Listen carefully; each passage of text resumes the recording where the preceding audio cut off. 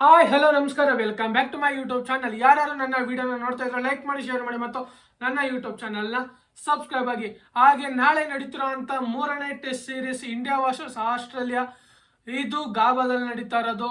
ಇದಂತೂ very very important. ಇಂಡಿಯಾಗೆ WTCಗೆ qualify ಆಗಬೇಕು ಅಂದರೆ ಈ ಮ್ಯಾಚ್ನ ಗೆಲ್ಲೇಬೇಕು. ಅದರಲ್ಲೂ ನೋಡಿದ್ರೆ ಗಾಬಾದಲ್ಲಿ ಇಂಡಿಯಾದು ಪರ್ಫಾರ್ಮೆನ್ಸ್ ನೋಡ್ಕೊ ಬಂದರೆ 2021 ಇಂಡಿಯಾ ಫಸ್ಟ್ ಟೈಮು ಅಲ್ಲಿ ಮ್ಯಾಚ್ ಗೆದ್ದಿದ್ದು. ಅದು ಎಷ್ಟು ವರ್ಷಗಳ ನಂತರ ಮ್ಯಾಚ್ ಗೆದ್ದಿದ್ದು, ಅದು ಅಜಿಂಕ್ಯ ರಹಾನೆ ಕ್ಯಾಪ್ಟನ್ಶಿಪ್ ಅಲ್ಲಿ 2021 ಗೆದ್ದಿದ್ದು.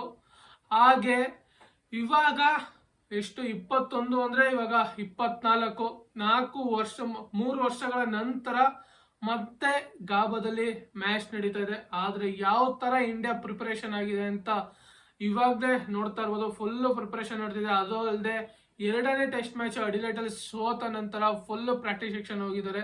ಅದರಲ್ಲೂ ಅಲ್ಲದೆ ವಿರಾಟ್ ಕೊಹ್ಲಿ ಸೋಲೋ ಮೂಮೆಂಟ್ ಬಂದಿಟ್ನೆ ಔಟ್ ಆಗಿದೆ, ಸೆಕೆಂಡ್ ಇನ್ನಿಂಗ್ಸ್ ಔಟ್ ಆಗಿಟ್ನೆ ನೆಕ್ಸ್ಟ್ ಮೂಮೆಂಟ್ ಅವರು ನೆಟ್ ಪ್ರಾಕ್ಟೀಸ್ಗೆ ಹೋಗಿದ್ರು. ಹಾಗೆ ಇವಾಗ ನಡೀತಿರೋಂಥ ಪ್ರಕಾರ ಪ್ರೆಸ್ ಕಾನ್ಫರೆನ್ಸ್ ಎಲ್ಲ ಮುಗಿದಿದೆ. ಹಾಗೆ ಪ್ಯಾಟ್ ಕಮಿನ್ಸ್ ಅವ್ರದ್ದು ಪ್ರೆಸ್ ಕಾನ್ಫರೆನ್ಸ್ ಮುಗಿದಿದೆ. ಹಾಗೆ ಇಂಡಿಯಾದಿಂದ ಸುಮನ್ ಗಿಲ್ ಬಂದು ಅವ್ರದ್ದು ಪ್ರೆಸ್ ಕಾನ್ಫರೆನ್ಸ್ ಮುಗಿದಿದೆ. ಆದ್ರೆ ಅಫಿಷಿಯಲ್ ಆಗಿ ಟೀಮ್ ಸ್ಕ್ವಾಡ್ ನ ಅನೌನ್ಸ್ ಮಾಡಿರೋದಂದ್ರೆ ಒಂದೇ ಆಸ್ಟ್ರೇಲಿಯಾ ಒಂದು ಸೆಕೆಂಡ್ನೇ ಟೆಸ್ಟ್ ಅಲ್ಲೂ ಅನೌನ್ಸ್ ಮಾಡಿದ್ರು. ಹಾಗೆ ಮೂರನೇ ಟೆಸ್ಟ್ ಅಲ್ಲೂ ಸ್ಕ್ವಾಡ್ ಅನೌನ್ಸ್ ಮಾಡಿದ್ದಾರೆ.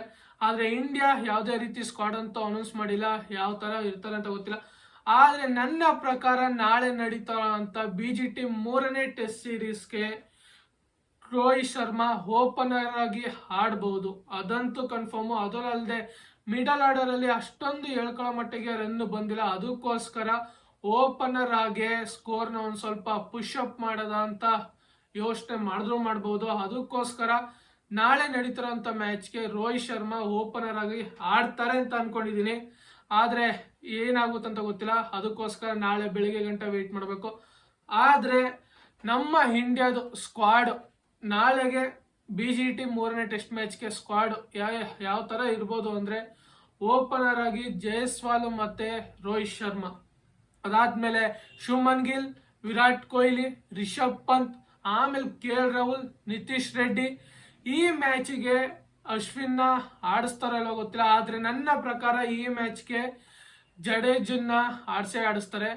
ಇದಂತೂ ಬೆಸ್ಟ್ ಆಪ್ಷನ್ನು.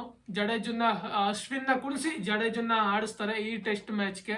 ಹಾಗೆ ಜಡೇಜ್ ಆದ್ಮೇಲೆ ಮೊಹಮ್ಮದ್ ಸಿರಾಜ್, ನಿತೀಶ್ ರಾಣಾ, ಜಸ್ಪ್ರೀತ್ ಬುಮ್ರಾ. ಈ ಪ್ಲೇಯಿಂಗ್ 11 ಬೆಸ್ಟ್ ಆಗಿದೆ. ಆದ್ರೆ ಅಶ್ವಿನ್ನ ಕುಣಿಸಿ ಜಡೇಜನ್ನ ಆಡಿಸ್ಕೋಬಹುದು ಈ ಮ್ಯಾಚ್ ಅಲ್ಲಿ. ನನ್ನ ಪ್ರಕಾರ ಇದು ಬೆಸ್ಟ್ ಆಪ್ಷನ್ ಅಂತ ಅಂತೀನಿ.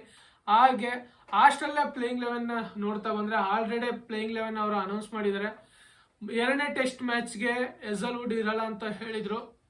ಅದೇ ರೀತಿ ಇವಾಗ ಮೂರನೇ ಟೆಸ್ಟ್ ಮ್ಯಾಚ್ಗೆ ಹೆಜಲ್ವುಡ್ ಇರ್ತಾರೆ. ಬೋಲೆಂಡ್ನ ಕುಣಿಸಿ ಅದೇ ಟೀಮು ಬೋಲೆಂಡ್ನ ಕುಣಿಸಿ ಹೆಜಲ್ವುಡ್ ಇನ್ನಾಗಿದ್ದಾರೆ. ನೋಡ್ತಾ ಬಂದ್ರೆ Usman Khawaja, McSweeney, Labuschagne, Steven Smith, ಹಾಗೆ ಟ್ರಾವಿಸ್ ಹೆಡ್. ನಮ್ಮ ಇಂಡಿಯಾಗೆ ತಲೆನೋವಾಗಿರೋದೇ ಈ ಟ್ರಾವಿಸ್ ಹೆಡ್. ಮೊದಲನೇದಾಗಿ ಈ ಟ್ರಾವಿಸ್ ಹೆಡ್ ವಿಕೆಟ್ನ ಹೆಂಗೆ ತೆಗಿಬೇಕು ಅಂತ ಯೋಚನೆ ಮಾಡಬೇಕು ನಮ್ಮ ಇಂಡಿಯಾದವರು. ಎಲ್ಲದರಲ್ಲೂ ನಮ್ಮ ಇಂಡಿಯಾ ಆಲ್ಮೋಸ್ಟ್ ವರ್ಲ್ಡ್ ಕಪ್ ಆಗಿರ್ಬೋದು ಒಂದೊಂದು ಮ್ಯಾಚ್ಗೆ ತಲೆನೋವಾಗಿದ್ದೆ ಟ್ರಾವಿಸ್ ಹೆಡ್. ಅದಕ್ಕೋಸ್ಕರ ಫುಲ್ಲು ಪ್ರಿಪರೇಷನು. ಆದಷ್ಟು ಒಂದು ಸ್ವಲ್ಪ ಟ್ರಾವಿಸ್ ಹೆಡ್ನ ಯಾವ ಥರ ವಿಕೆಟ್ ಮಾಡಬೇಕು ಅನ್ನೋದನ್ನ ಒಂದು ಸ್ವಲ್ಪ ಅವರು ಅನಾಲಿಸಿಸ್ ಮಾಡಿ ಬಂದರೆ ಬೆಸ್ಟು. ಅದಾದಮೇಲೆ Mitchell Marsh, Alex Carey, Pat Cummins, ಹಾಗೆ ಮಿಚೆಲ್ ಸ್ಟಾರ್ಕ್, ಆಮೇಲೆ ನೆಥನ್ ಲಯನ್, ಹಾಗೆ JS ಹೆಜಲ್ವುಡ್.